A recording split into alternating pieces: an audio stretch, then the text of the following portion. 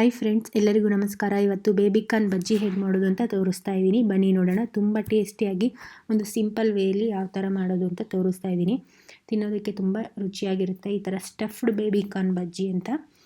ಬನ್ನಿ ನೋಡೋಣ ಹೇಗೆ ಮಾಡೋದು ಅಂತ.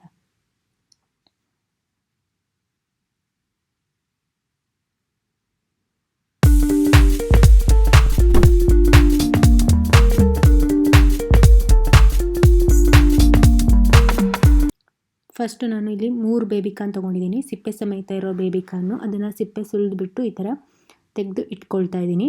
ನೀವು ಆಲ್ರೆಡಿ ಈ ಥರ ಪೀಲ್ಡ್ ಬೇಬಿ ಕಾರ್ನ್ ಇರುತ್ತಲ್ಲ, ಅದನ್ನು ಕೂಡ ತೊಗೊಬೋದು. ಈ ಥರ ತಗೊಳ್ಳೋದ್ರಿಂದ ತುಂಬ ಫ್ರೆಶ್ ಆಗಿರುತ್ತೆ. ನೀವು ನನ್ನ ಚಾನಲ್ಗೆ ಸಬ್ಸ್ಕ್ರೈಬ್ ಆಗಿರಲಿಲ್ಲ ಅಂದರೆ ಸಬ್ಸ್ಕ್ರೈಬ್ ಬಟನ್ನ ಕ್ಲಿಕ್ ಮಾಡಿ. ಪಕ್ಕದಲ್ಲಿ ಬೆಲ್ ಐಕನ್ ಕೂಡ ಇದೆ, ಅದನ್ನು ಕೂಡ ಕ್ಲಿಕ್ ಮಾಡಿ. ಇವಾಗ ಹಿಟ್ಟು ರೆಡಿ ಮಾಡ್ಕೊಳ್ಳೋಣ. ಕಡಲೆ ಹಿಟ್ಟು 1 ಕಪ್ ಆಗೋಷ್ಟು ತೊಗೊಂಡಿದ್ದೀನಿ. ಅದಕ್ಕೆ ಸ್ವಲ್ಪ ಹಿಂಗೆ ಹಾಕ್ತಾ ಇದ್ದೀನಿ. ಹಾಗೆ ರುಚಿಗೆ ತಕ್ಕಷ್ಟು ಉಪ್ಪು, ಸ್ವಲ್ಪ ಖಾರದ ಪುಡಿ. ಇದಿಷ್ಟು ಫಸ್ಟು ಚೆನ್ನಾಗಿ ಮಿಕ್ಸ್ ಮಾಡ್ಕೊಳ್ಳೋಣ.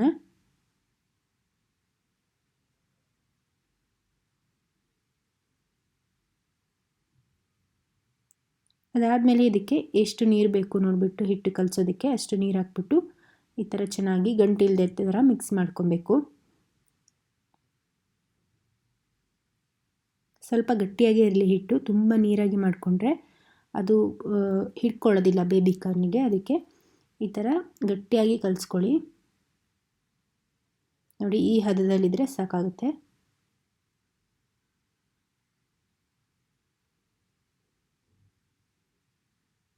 ಇವಾಗ ನಾನೇನು ಸಿಪ್ಪೆ ಸುಲಿದು ಇಟ್ಕೊಂಡಿದ್ದಲ್ಲ ಬೇಬಿ ಕಾರ್ನ್, ಅದನ್ನು ಹಾಕ್ತಾಯಿದ್ದೀನಿ.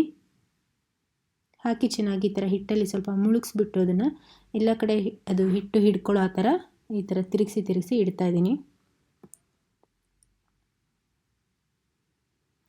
ಈ ಕಡೆ ಬಾಣಲೆಯಲ್ಲಿ ಇವಾಗ ಕರಿಯೋದಕ್ಕೆ ಎಣ್ಣೆ ಹಾಕ್ಕೊತಾ ಇದ್ದೀನಿ. ಡೀಪ್ ಫ್ರೈಗೆ ಎಣ್ಣೆ ಎಷ್ಟು ಬೇಕು ನೋಡಿಬಿಟ್ಟು ಅಷ್ಟು ಹಾಕ್ಕೋಬೇಕು. ಇಲ್ಲಿ ಎಣ್ಣೆ ತುಂಬ ಜಾಸ್ತಿ ಬಿಸಿಯಾಗಿ ಮಾಡ್ಕೊಬಾರ್ದು. ಯಾಕಂದರೆ ನೀವು ತುಂಬ ಜಾಸ್ತಿ ಬಿಸಿಯಾಗಿ ಎಣ್ಣೆ ಮಾಡ್ಕೊಂಬಿಟ್ಟು ಆಮೇಲೆ ನೀವು ಎಣ್ಣೆಯಲ್ಲಿ ಬಿಟ್ಟು ಕರೆದ್ರೆ ಒಳಗಡೆ ಇರೋ ಬೇಬಿ ಕಾರ್ನು ಬೇಯೋದಿಲ್ಲ. ಮೇಲ್ಗಡೆ ಆಚೆ ಅಷ್ಟೇ ನಿಮಗೆ ಗೋಲ್ಡನ್ ಬ್ರೌನ್ ಆಗಿಬಿಟ್ಟು ಚೆನ್ನಾಗಿ ಬೆಂದ್ಬಿಡುತ್ತೆ. ಒಳಗಡೆ ಇರೋ ಬೇಬಿ ಕಾರ್ನ್ ಬೇಯೋದಿಲ್ಲ. ಹಾಗಾಗಿ ಸ್ವಲ್ಪ ಕಡಿಮೆ ಹೀಟಲ್ಲಿರುವಾಗಲೇ ಈ ಥರ ಬಿಡಬೇಕು. ನೋಡಿ, ಇಲ್ಲಿ ಹಾಕಿದಾಗ ನಿಮಗೆ ಗೊತ್ತಾಗುತ್ತೆ. ತುಂಬ ಹೀಟಾಗಿದ್ದರೆ ಜಾಸ್ತಿ ಗುಳ್ಳೆಗಳು ಬರುತ್ತೆ. ಇಲ್ಲಿ ಜಾಸ್ತಿ ಗುಳ್ಳೆ ಬರ್ತಾಯಿಲ್ಲ, ಯಾಕಂದರೆ ನಾನು ಸ್ವಲ್ಪ ಕಡಿಮೆ ಮೀಡಿಯಮ್ ಹೀಟ್ ಮಾಡಿ ಎಣ್ಣೆನ ಆವಾಗ ಬಿಟ್ಟಿದ್ದೀನಿ. ಈ ಥರ ಮಾಡೋದ್ರಿಂದ ಹೊರಗಡೆನೂ ಚೆನ್ನಾಗಿ ಬೇಯುತ್ತೆ, ಹಾಗೆ ಒಳಗಡೆ ಇರೋ ಬೇಬಿ ಕಾರ್ನ್ ಕೂಡ ತುಂಬ ಚೆನ್ನಾಗಿ ಬೇಯುತ್ತೆ. ಆಚೆ ಕೂಡ ಕ್ರಿಸ್ಪಿಯಾಗಿ ಇರುತ್ತೆ. ನೋಡಿ, ಈ ಥರ ಮಾಡಿ ನಾನು ಹಾಕ್ತಾಯಿದ್ದೀನಿ ಎಲ್ಲದನ್ನು. ನೀವು ಫಸ್ಟೇ ಎಣ್ಣೆ ಬಿಸಿಯಾಗಿತ್ತು ಅಂದರೆ ಇಷ್ಟೊತ್ತಿಗಾಗಲೇ ಕೆಂಪಗಾಗ್ಬಿಡುತ್ತೆ ಒಂದು ಸೈಡು. ಹಾಗಾಗಿ ನೀವು ಎಣ್ಣೆನ ಕಡಿಮೆ ಬಿಸಿ ಮಾಡ್ಕೊಂಬಿಟ್ಟು ಫಸ್ಟ್ ಬಿಡಬೇಕು. ಆಮೇಲೆ ನೀವು ಲೋ ಫ್ಲೇಮಲ್ಲಿ ಇಟ್ಕೊಂಡು ಇದನ್ನು ಬೇಯಿಸ್ಕೊಬೇಕು. ಹೈ ಫ್ಲೇಮಲ್ಲೂ ಇಡಬಾರ್ದು, ಮೀಡಿಯಮಲ್ಲೂ ಇಡಬಾರ್ದು. ಹೈ ಫ್ಲೇಮಲ್ಲಿ ಇಟ್ಟರು ಬೇಗ ಕೆಂಪಗಾಗ್ಬಿಡುತ್ತೆ, ಆಚೆ ಕಡೆ ಒಳಗಡೆ ಬೆಂದಿರಲ್ಲ. ಹಾಗಾಗಿ ಲೋ ಫ್ಲೇಮಲ್ಲಿ ಇಟ್ಟು ಚೆನ್ನಾಗಿ ಬೇಯಿಸ್ಕೊಬೇಕು. ಇದನ್ನು ಸ್ವಲ್ಪ ಟೈಮ್ ತಗೊಳುತ್ತೆ, ಆದರೆ ತುಂಬ ರುಚಿಯಾಗಿರುತ್ತೆ, ಕ್ರಿಸ್ಪಿಯಾಗಿ ಕೂಡ ಬರುತ್ತೆ. ನೋಡಿ ಎಷ್ಟು ಚೆನ್ನಾಗಿ ಕಲರ್ ಬಂದಿದೆ. ಹಾಗೆ ಒಳಗಡೆ ಕೂಡ ಇದು ಬೇಬಿ ಕಾರ್ನ್ ಚೆನ್ನಾಗಿ ಬೆಂದಿರುತ್ತೆ. ಈ ಥರ ನೀವು ಗುಳ್ಳೆ ಒಂಥರ ಬರುತ್ತೆ. ಹಾಗೆ ಅದ್ರ ಸೌಂಡ್ ಕೂಡ ಒಂಥರ ನೀರು ಹರಿಯುವ ಸೌಂಡ್ ಬರುತ್ತೆ.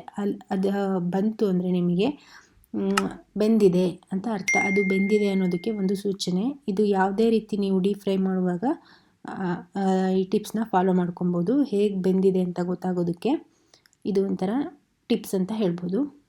ನೋಡಿ, ಆ ಥರ ಬಬಲ್ಸ್ ಬರುತ್ತೆ. ಹಾಗೆ ಒಂಥರ ಕೊಳ ಅಂತ ಸೌಂಡ್ ಬರುತ್ತೆ. ಆವಾಗ ಇದು ಬೆಂದಿದೆ ಅಂತ ಅರ್ಥ. ನೋಡಿ ಎಷ್ಟು ಚೆನ್ನಾಗಿ ಗೋಲ್ಡನ್ ಕಲರ್ ಆಗಿದೆ. ಹಾಗೆ ಒಳಗಡೆ ಕೂಡ ಬೆಂದಿರುತ್ತೆ. ತೋರಿಸ್ತೀನಿ ನಾನು. ಇದಿವಾಗ ರೆಡಿಯಾಗಿದೆ. ಎತ್ತಿಟ್ಕೊಳ್ಳೋಣ ಸೈಡಲ್ಲಿ.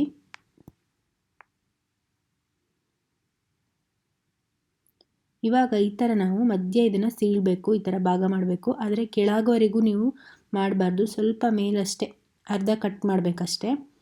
ಪೂರ್ತಿಯಾಗಿ ನೀವು ಬಿಡಿಸ್ಕೊಳ್ಳೋ ಥರ ಮಾಡ್ಕೊಬಾರ್ದು. ನೋಡಿ, ಇದು ಎಷ್ಟು ಚೆನ್ನಾಗಿ ಬೆಂದಿದೆ ಒಳಗಡೆ. ಇವಾಗ ಇದಕ್ಕೆ ಸ್ಟಫಿಂಗ್ ಮಾಡ್ಕೊಳ್ಳೋಣ. ಮೊದಲು ನಾನು ಈರುಳ್ಳಿ ಹಾಕಿದ್ದೀನಿ, ಆಮೇಲೆ ಕ್ಯಾರೆಟು, ಆಮೇಲೆ ಸ್ವಲ್ಪ ಟೊಮೊಟೊ ಚಿಕ್ಕದಾಗಿ ಕಟ್ ಮಾಡಿರೋದು, ಕ್ಯಾರೆಟು ತುರಿದಿರೋದು. ಇದನ್ನು ಈ ಥರ ತುಂಬ್ಕೊಳ್ಳೋಣ ಸ್ಟಫಿಂಗ್ ಮಾಡಿ. ನೀವು ಹಾಗೆ ತಿನ್ನೋದಕ್ಕೂ ಈ ಥರ ಮಾಡ್ಕೊಂಡು ತಿನ್ನೋದಕ್ಕೂ ತುಂಬ ರುಚಿಯಾಗಿರುತ್ತೆ. ನೀವು ಸ್ಟ್ರೀಟ್ ಸೈಡಲ್ಲೆಲ್ಲ ತಿಂತಿದ್ರೆ ಗೊತ್ತಿರುತ್ತೆ, ಈ ಥರನೇ ಮಾಡಿಕೊಡ್ತಾರೆ ಬೇಬಿಕಾರ್ನ್ ಬಜ್ಜಿನ, ತುಂಬ ರುಚಿಯಾಗಿರುತ್ತೆ. ಇದಾದಮೇಲೆ ಇದ್ರ ಮೇಲೆ ಸ್ವಲ್ಪ ಉಪ್ಪು ಹಾಗೆ ಚಾಟ್ ಮಸಾಲ, ಸ್ವಲ್ಪ ಖಾರದ ಪುಡಿ ಉದುರಿಸ್ತಾ ಇದ್ದೀನಿ. ಇಷ್ಟು ಮಾಡಿ ಸ್ವಲ್ಪ ಲಾಸ್ಟಲ್ಲಿ ನಿಂಬೆಹಣ್ಣಿನ ರಸ ಹಾಕಿದರೆ ಟೇಸ್ಟಿಯಾಗಿರುವ ಬೇಬಿಕಾರ್ನ್ ಸ್ಟಫ್ಡ್ ಬಜ್ಜಿ ರೆಡಿ ಆಗುತ್ತೆ. ತುಂಬ ರುಚಿಯಾಗಿರುತ್ತೆ. ಈ ವಿಡಿಯೋ ನಿಮಗೆಲ್ಲ ಇಷ್ಟ ಆಗಿದೆ ಅಂದ್ಕೊತೀನಿ. ಇಷ್ಟ ಆಗಿದರೆ ನಿಮ್ಮ ಫ್ರೆಂಡ್ಸ್ ಆ್ಯಂಡ್ ಫ್ಯಾಮಿಲಿ ಜೊತೆಗೆ ಶೇರ್ ಮಾಡಿ, ಹಾಗೆ ನನ್ನ ವಿಡಿಯೋನ ಲೈಕ್ ಮಾಡೋದನ್ನು ಮರಿಬೇಡಿ.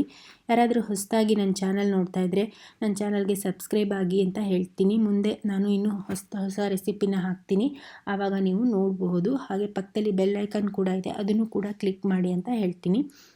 ನಾನು ಮತ್ತೆ ಇನ್ನೊಂದು ರೆಸಿಪಿಯೊಂದಿಗೆ ಸಿಗ್ತೀನಿ. ಅಲ್ಲಿವರೆಗೆ ಬಾಯ್, ಟೇಕ್ ಕೇರ್.